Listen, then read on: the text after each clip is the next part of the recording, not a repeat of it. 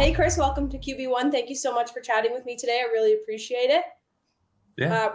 We're really busy today, so let's get right into it and chat about Joe Burrow. He's really making a name for himself in the NFL. How far do you think Cincinnati can go now without Chase, though? Is the real question. Yeah. So the loss of Jamar Chase is definitely something that's going to hurt them. The fact that he's not being put on IR, I think, speaks well to his ability to come back and play this season.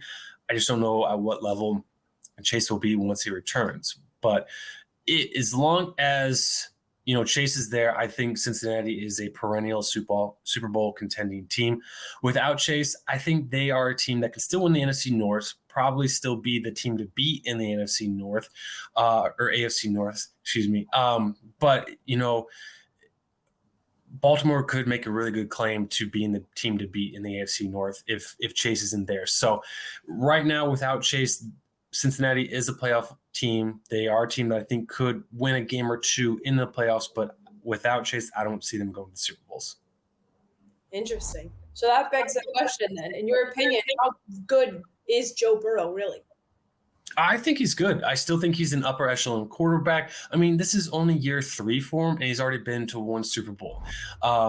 And we're talking about how good he's going to be and everything like that. So, I mean, he's putting up fantastic numbers for a quarterback, especially a very young quarterback.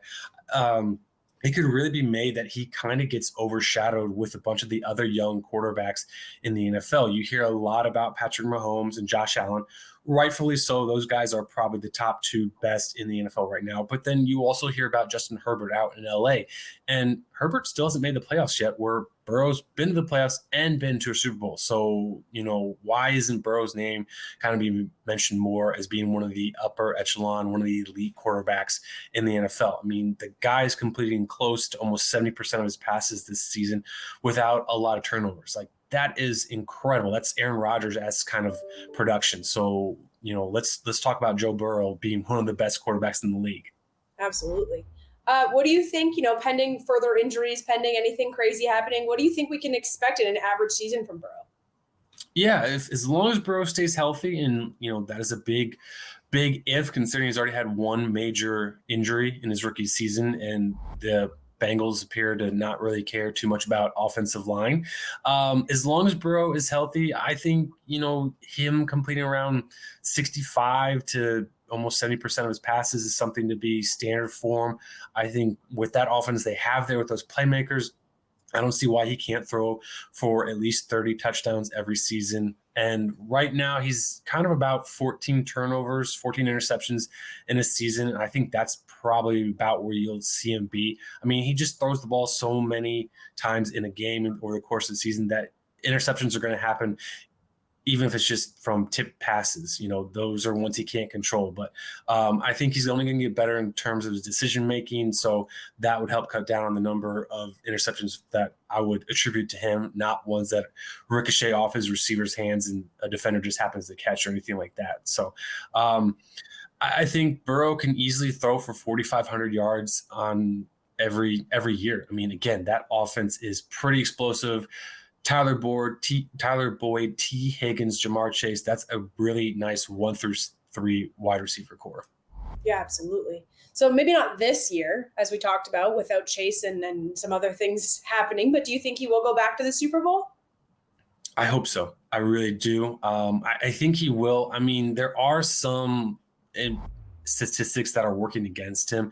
I mean, he is the 34th QB to lose his Super Bowl debut.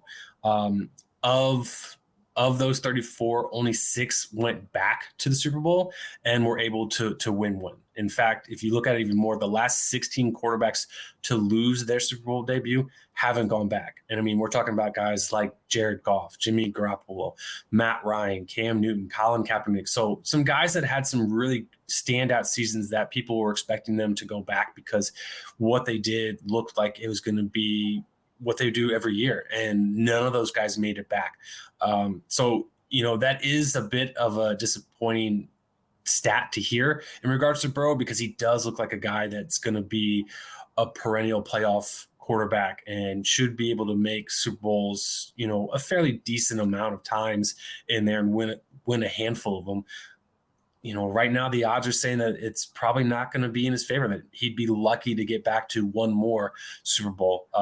So we'll see. I really hope he does. I think he can, but that's definitely not a stat you can overlook.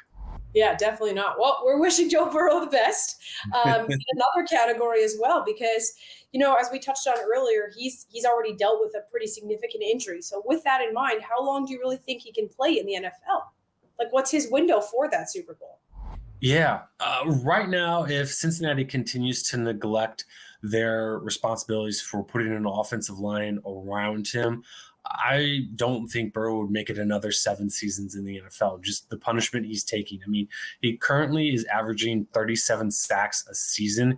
And if you look at the average over the course of an NFL season over all 32 teams, 35 sacks is about the average number in there. So he's a little bit above that. But again, you're talking about seasons where he's going to get beat up quite a bit. I mean, last year when they made the Super Bowl, he got sacked 51 times. That's not something that is going to be able to last on any human body. It's just there's going to be more breakdowns, more injury concerns and stuff like that. So as long as Cincinnati doesn't protect him, I don't see Burrow making it for, again, another 7 years.